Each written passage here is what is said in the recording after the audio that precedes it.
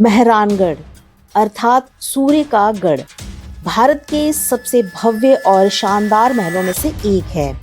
यह किला राव जोधा ने 15वीं शताब्दी में नवस्थापित जोधपुर शहर में बनवाया था। भारत की अधिकांश महत्वपूर्ण ऐतिहासिक संरचनाओं के विपरीत मेहरानगढ़ किले का स्वामित्व आज भी जोधपुर के शाही परिवार के पास स्थित है।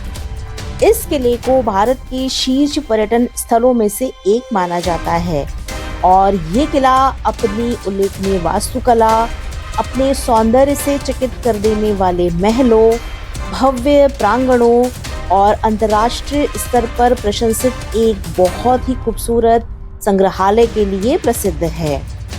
नमस्कार दोस्तों, स्वागत है आपका आज के इस नए वीडियो में। दोस्तों, आज आपको लेकर चलते हैं जोधपुर शहर में स्थित बहुत ही भव्य मेहरानगढ़ दुर्ग की सैर पर।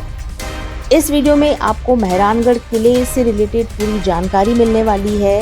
इससे रिलेटेड जुड़े हुए रोचक इतिहास और तथ्यों की जानकारी इस वीडियो में मैं आपको आगे देने वाली हूँ।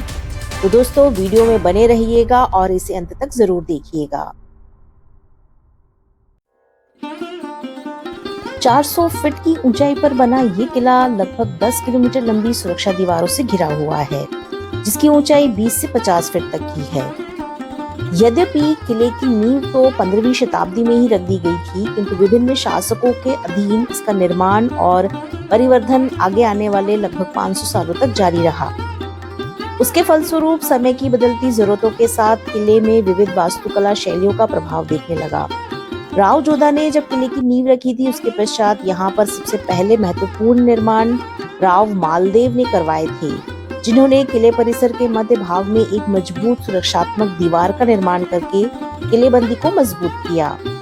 मुगलों के साथ मारवाड़ के राजनीतिक संबंधों के कारण दोनों के बीच काफी सांस्कृतिक आदान प्रदान हुआ, जो किले की वास्तुकला में स्पष्ट रूप से देखा जा सकता है।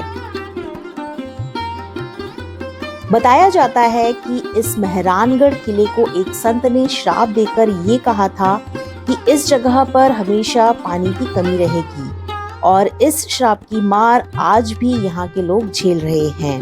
आज भी इस जगह पर पानी की कमी को महसूस किया जाता है। जोधपुर के 15वें शासक बनने के 1 साल बाद ही राव जोधा को लगने लगा कि मंडौर का किला, जहाँ पर उनकी पहले राजधानी हुआ करती थी, उनके लिए सुरक्षित नहीं है।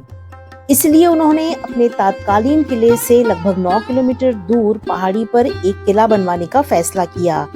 उस पहाड़ी को भोर चिड़िया टूक कहा जाता था, क्योंकि यहाँ पर बहुत अधिक संख्या में पक्षी रहते थे।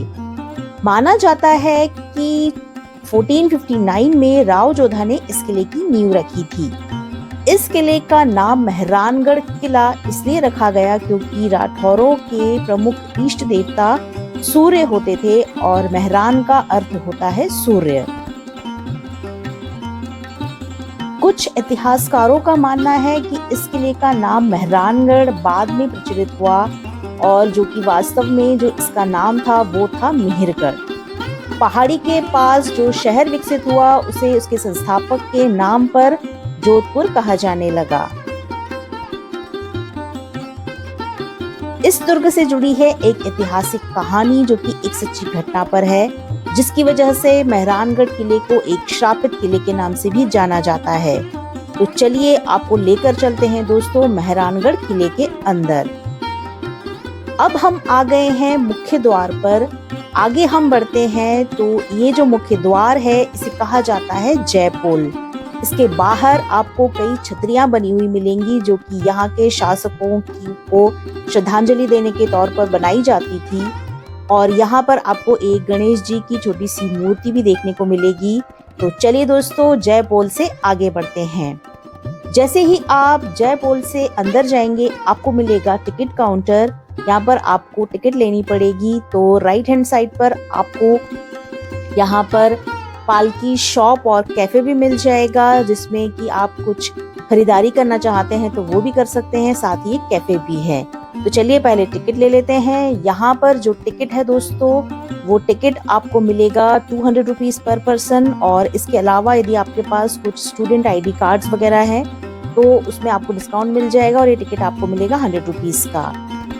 तो चलिए दोस्तों, अब टिकट लेकर के और आगे बढ़ते हैं। यहाँ पर एक और ऑप्शन है आपके पास जाने के लिए। आप लिफ्ट से भी दुर्ग में ऊपर जा सकते हैं और इस लिफ्ट का चार्ज होता है 50 रुपीज पर पर्सन, लेकिन हम आगे बढ़ेंगे पैदल। तो चलिए मेहरानगढ़ किले के अंदर चलते हैं। अब हम बढ़ चुके हैं। ये जो दुर्ग है, ये किला है, इसके दूसरे गेट पर, दूसरे द्वार पर इसका नाम है डेढ़ कांगड़ा पोल, जिसे कि लखन पोल के नाम से भी जाना जाता है। इस द्वार से सटी हुई दीवारों पर आपको कई सारे तोप के गोलों के निशान देखने को मिलेंगे, जो कि 1808 के युद्ध के दौरान लगे हुए थे। यहाँ पर आपको कई जगह लोकल आर्टिस्ट भी बैठे हुए मिल जाएंगे, जो कि बहुत ही सुरीला राजस्थानी फोक म्यूजिक बजाते हैं, और ये आपको यहाँ पर जगह जगह बैठे हुए मिल जाएंगे, तो आप इन्हें सुनकर इसका आनंद उठा सकते हैं। अब चलते हैं दोस्तों फोर्ट के तीसरे द्वार के अंदर। इस द्वार के अंदर आते ही आपको यहाँ से मेहरानगढ़ दुर्ग का एक शानदार व्यू देखने को मिलेगा, जो कि देखने में बहुत ही सुंदर और बहुत ही विशाल लगता है। आगे हम बढ़ते जाएंगे और पहुंचेंगे मेहरानगढ़ फोर्ट के चौथे मुख्य द्वार पर। इस द्वार का नाम है लोहा पोल। लोहा पोल पर आपको कई सारे हाथों के निशान देखने को मिलेंगे। ये हाथों के निशान उन रानियों की निशानियां हैं जो यहाँ पर सती हुई थी। लोहा पोल को पार करते ही शुरुआत हो जाती है राजमहल की। यहाँ पर आपको कुछ शॉप्स मिल जाएंगी, जिसमें कि आप शॉपिंग कर सकते हैं। साथ ही यहाँ पर एक रेस्टोरेंट भी है, तो आप वहाँ पर कुछ भोजन वगैरह भी कर सकते हैं।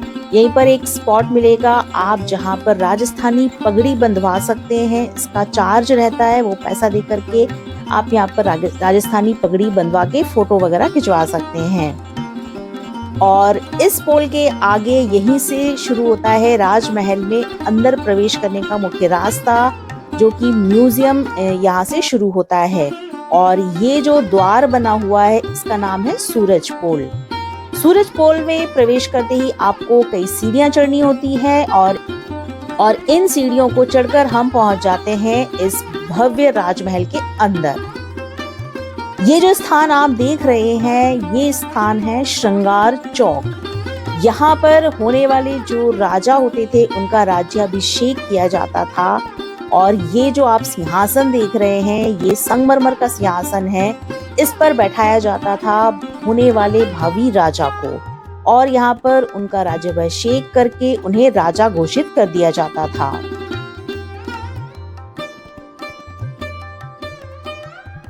मेहरानगढ़ किले की खासियत है दोस्तों यहाँ की कारीगरी। यहाँ पर बहुत ही खूबसूरती से ऐसे डिजाइन्स बनाए गए हैं और बहुत ही बारीकी से पत्थरों को तराशा गया है। इस किले का हर भाग राजस्थानी संस्कृति को बखूबी दर्शाता है। अंदर आते ही सबसे पहले आप आते हैं हाथी हौदा खाने में।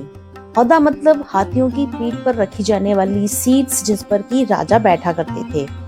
यहाँ पर आपको तरह तरह के हाथी हौदे देखने को मिलेंगे, जिनमें से कई तो चांदी के बने हुए हैं, किसी पर आपको सोने की परत चढ़ी हुई दिखेगी, किसी में आपको बहुत ही महीन कारीगरी देखने को मिलेगी। यहीं से दोस्तों हम आगे बढ़ेंगे तो हम पहुंच जाते हैं पालकी खाने में। यहाँ पर आपको विभिन्न तरह की खूबसूरत पालकियां देखने को मिलेंगी, जो कि रॉयल फैमिलीज द्वारा यूज की जाती थी। ये जो स्पेशल पालकी आप यहाँ पर देख रहे हैं, इसे कहा जाता था डोली, जो कि शादी के समय उपयोग में की जाती थी। आगे हम पहुंच जाते हैं दौलत खाना चौक में। यहाँ से आपको जो व्यू देखने को मिलेगा, वो बहुत ही खूबसूरत व्यू मिलेगा, बहुत ही विशाल व्यू आप यहाँ से राजमहल के अंदर का देख पाएंगे, और बहुत ही बारीक कारीगरी, बहुत ही खूबसूरत डिजाइन आपको यहाँ देखने को मिलेगी। आगे हम चलते हैं तो ये खूबसूरत पालकी आपको देखने को मिलेगी। इस पर सोने की परत चढ़ी हुई है।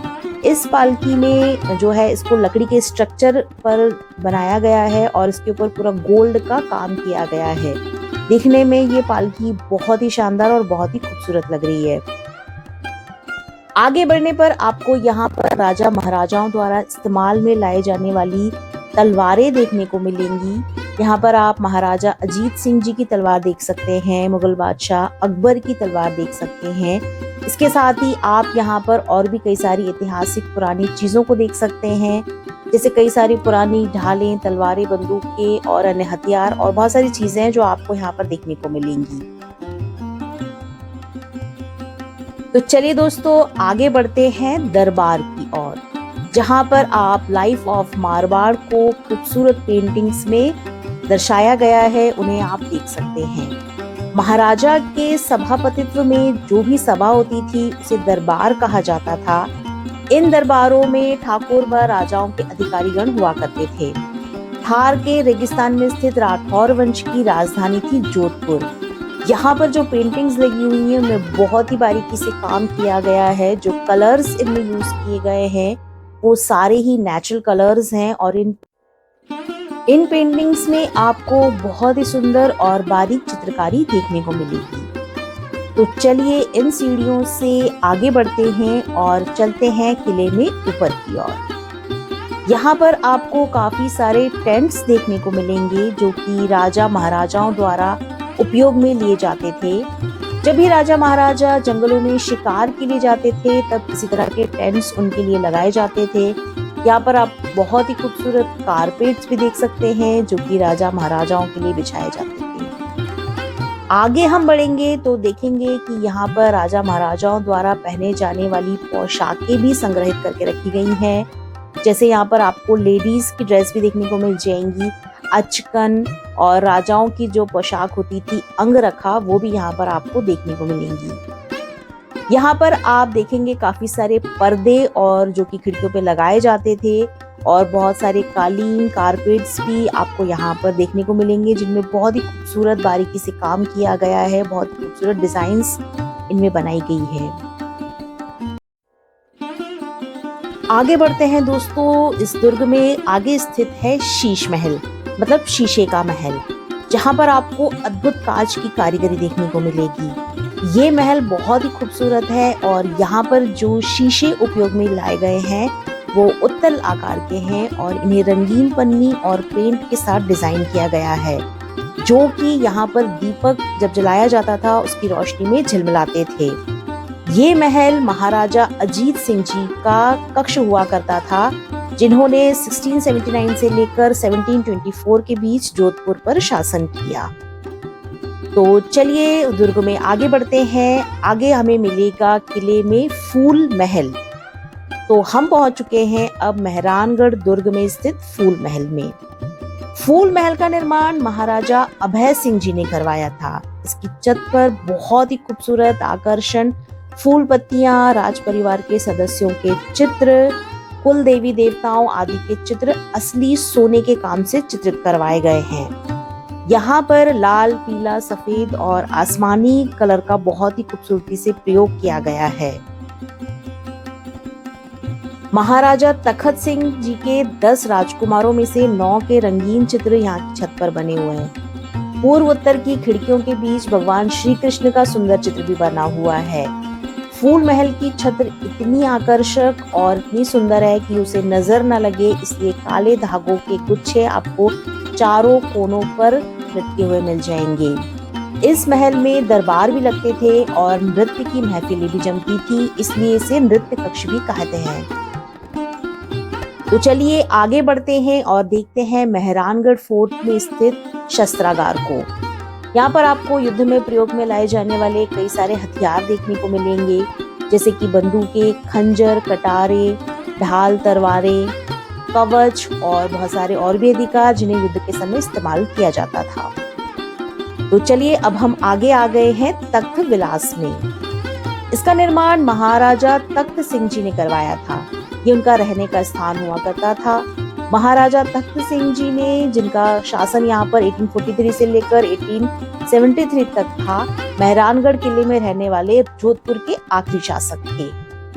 तख्त विलास काफी इंटरेस्टिंग तरीके से बनाया गया है, जिसमें कि आपको ट्रेडिशनल के साथ साथ मॉडर्न आर्किटेक्चर भी देखने को मिलेगा। तख्त विलास में काफी खूबसूरत पेंटिंग्स हैं जो कि दीवारों और इसकी छत पर बनाई गई हैं। आगे आप बढ़ेंगे तो देखेंगे पुराने टाइम के बहुत ही खूबसूरत खिड़की दरवाजे बने यहाँ पर आपको मिलेंगे। इनकी खासियत है इनकी कारीगरी। इनमें इतनी बारीकी और इतनी महीनता से काम किया गया है जो कि देखने लायक है। यहीं पर एक बालकनी है जिसमें कि आपको किले से बाहर का पूरा नज़ारा देखने को मिलेगा, साथ ही खूबसूरत जोधपुर सिटी का व्यू भी देखने को मिलेगा। आगे बढ़ते हैं दोस्तों इस दुर्ग में और हम पहुंच जाते हैं झांकी महल के अंदर। झांकी महल का निर्माण महाराजा तखत सिंह जी ने 1860 ईस्वी में करवाया था। 2 मंजिला ये भव्य जालीदार झरोखे से सजा हुआ एक नक्काशीदार लाल पत्थरों से बना हुआ और बहुत सारे छज्जों से बना हुआ एक उस टाइम का एयर कंडीशन महल है। इस महल का निर्माण रानियों एवं राज परिवारों के सदस्यों के द्वारा दोनों ओर जो यहाँ पर चौक बने हुए हैं उसमें आयोजित राजशाही उत्सवों को देखने के लिए किया जाता था, इसलिए इस महल को झांकी महल कहा जाने लगा। इसके अंदर के भाग में आपको बहुत ही सुंदर चित्रकारी देखने को मिलेगी जो कि 19th सेंचुरी की मारवाड़ी कलम के चित्रकारों द्वारा बनाए गए हैं। यहाँ पर 19th और 20th सेंचुरी में जो पालने वहाँ पर जो राज परिवार के जो शिशु होते थे वो जिन पालनों में सोया करते थे, जिन पालनों का यूज़ करते थे, वो भी यहाँ पर आपको बहुत सारे देखने को मिल जाएंगे। बहुत ही सुंदर सुंदर पालने और जिनमें बहुत ही सुंदर काम किया गया है वो यहाँ रखे हुए हैं। इनमें से कुछ जो पालने हैं वो शिशुओं के लिए यूज़ होते थे, जो वहाँ के छोटे राजकुमार या राजकुमारियाँ होते थे उनके लिए यूज़ होते थे, और कुछ पालने जो हैं वो कृष्ण मूर्ति की पूजा के लिए उपयोग में लिए जाते थे। तो चलिए आगे बढ़ते हैं मेहरानगढ़ किले में और अब हम आ चुके हैं मेहरानगढ़ किले के जनाना हिस्से में। ये जो जनाना हिस्सा है यहाँ पर यहाँ की रानियां, राजमाताएं, राजकुमारियां इनका निवास स्थान हुआ करता था। जोधपुर में दोस्तों और जो ये अन्य राजपूत राजघराने हैं यहाँ पे पर्दे की प्रथा प्रचलित थी। तो ये जो जनाना कक्ष है, जनाना एरिया है, इसमें केवल महाराज और उनके निकटतम जो संबंधी होते थे वही आ सकते थे, बाकी यहाँ पर पुरुषों का आना निषेध था। राज परिवार की महिलाएं अपने निजी खर्च के लिए उनको गांव प्रदान कर दिए जाते थे, जिसमें कि अनेक रानियां कई सारे कुओं का निर्माण करवाती थी, मंदिर और बावड़ियों का निर्माण भी करवाती थी। यहाँ पर जो प्रोग्राम्स हुआ करते थे, जो जन्मदिन या त्योहार मनाए जाते थे, उनका संचालन रानियां ही करती थी और इसमें जो भी उनका खर्चा होता था उसका भी जो आवश्यकता होती थी धन की, उसकी प्रबंधन भी रानियां द्वारा खुद ही की जाती थी। जनाना हिस्से में ही मेहरानगढ़ फोर्ट का सबसे बड़ा महल है जिसे कहा जाता है मोती महल। मोती महल मेहरानगढ़ के प्राचीनतम महलों में से एक है जो आज भी अपने मूल स्वरूप में है। इसका निर्माण सवाई राजा सूर सिंह जी ने करवाया था। इस महल की छत पर बहुत ही सुंदर सोने का नक्काशीदार काम किया गया है, जिसमें बीच बीच में शीशों का जड़ाव भी है। मोती महल के विशाल कक्ष में 8 पहलू वाला मुगल सिंहासन रखा है। सिंहासन के दाईं और बाईं और मारवाड़ के डावी और जीवन मिसाल के जागीरदारों के दरबार में बैठने की गद्दियां आज भी मौजूद है। मोती महल में एक सुनहरा आला है जिसमें सोने के वर्क से बहुत ही सुंदर उभरती हुई फूल पत्तियों का काम किया गया है। महल के सामने ही ऊपर की ओर 5 झरोखे बने हुए हैं, जिनकी विशेषता यह है कि महल में बैठने वाले उन झरोखों में से झांकने वालों को नहीं देखा जा सकता। राज परिवार की पर्दानशीन महिलाएं उन जालियों से दरबार का दृश्य देख सकती थी। मोती महल के विशाल दरवाजों पर रंग बिरंगे पारदर्शी शीशे लगे हुए हैं। रात के समय इन शीशों से छन छन कर आती हुई रोशनी एक बहुत ही अद्भुत दृश्य उत्पन्न करती थी। दीवारों पर कोड़ी का प्लास्टर और दीपक रखने के लिए छोटे छोटे मेहराब वाले आले इस महल की सुंदरता में 4 चांद लगा देते हैं। किले में आगे बढ़ेंगे तो यहाँ पर आपको इसमें कई सारी शॉप्स देखने को मिल जाएंगी, जहाँ पर आप राजस्थानी ट्रेडिशनल चीजों की खरीदारी कर सकते हैं। आगे आपको कृष्ण भगवान का एक मंदिर भी मिलेगा जहाँ पर आप जाकर दर्शन कर सकते हैं। और यही से दोस्तों मेहरानगढ़ दुर्ग में स्थित ये जो पैलेस है, ये जो म्यूजियम है, ये यहाँ से बाहर जाने का रास्ता भी है। तो हम यहाँ से अब ये जो म्यूजियम है इससे बाहर निकल गए हैं, लेकिन अभी भी बहुत सारी चीजें हैं इस दुर्ग में देखने के लिए। तो चलिए आगे चलते हैं। आगे हम बढ़ेंगे तो यहाँ पर आपको एक बहुत ही बड़ा सा एरिया देखने को मिलेगा यहाँ पर कई सारे कमरे बने हुए हैं। तो ये जो छत है, इस छत पर जो तोपें रखी जाती थी, उन तोपों को चलाने वाले सिपाहियों के ये कक्ष हैं। और इसके अलावा यहाँ पर सुरक्षा में जो पहरेदार सैनिक लगे होते थे, ये उनके रहने के भी कक्ष हैं। मेहरानगढ़ दुर्ग की छत पर आपको कई सारी तोपें देखने को मिलेंगी। ये तोपें आज भी रखी हुई हैं। ये कई छोटी बड़ी तोपें हैं और ये इस मेहरानगढ़ दुर्ग की छत पर आज भी आप देख सकते हैं। मेहरानगढ़ दुर्ग की छत पर चारों तरफ इन तोपों को दुश्मन के आक्रमण से बचने के लिए या फिर दुश्मन से बचने के लिए तैनात कर दिया जाता था। ये आज भी रखी हुई हैं और इन्हें आप जाकर देख सकते हैं। आगे है दोस्तों चामुंडा माता का मंदिर। चामुंडा माता जो है जोधपुर घराने की इष्ट देवी हैं। 1459 में राव जोधा जी ने यहाँ पर मंदिर की स्थापना की थी। ये प्रतिमा पहले मंडौर में रखी हुई थी, बाद में मेहरानगढ़ दुर्ग में इसे स्थापित कर दिया गया। तो आप यहाँ पर चामुंडा माता मंदिर में दर्शन कर सकते हैं। यही है दोस्तों जोधपुर के मेहरानगढ़ किले का आखिरी पॉइंट। यहीं पर हमारा मेहरानगढ़ किले का पूरा टूर खत्म होता है और हम वापस बाहर की ओर निकल जाते हैं। किले में अंदर आने और बाहर जाने का रास्ता एक ही है। तो अब हम किले से बाहर निकल रहे हैं। तो दोस्तों ये था पूरा मेहरानगढ़ दुर्ग का डिटेल्ड टूर वीडियो। आप बताइएगा आपको ये किला कैसा लगा। हम यहाँ पर घूमे, ये किला बहुत ही विशाल है और बहुत ही खूबसूरत है। आपको यहाँ पर लगभग 2 से 3 घंटे का समय लग जाएगा इस पूरे किले को घूमने में, इस पूरे म्यूजियम को घूमने में। तो दोस्तों बताइएगा वीडियो कैसा लगा, कमेंट्स करके जरूर बताइएगा। और पसंद आया हो तो लाइक और शेयर कीजिएगा। चैनल पर नए हैं, सब्सक्राइब नहीं किया तो सब्सक्राइब जरूर कर लीजिएगा। तो दोस्तों आज की वीडियो में यही था। मैं आपसे मिलती हूँ बहुत ही जल्दी किसी अगले वीडियो में। तब तक आप हमारे साथ बने रहिए।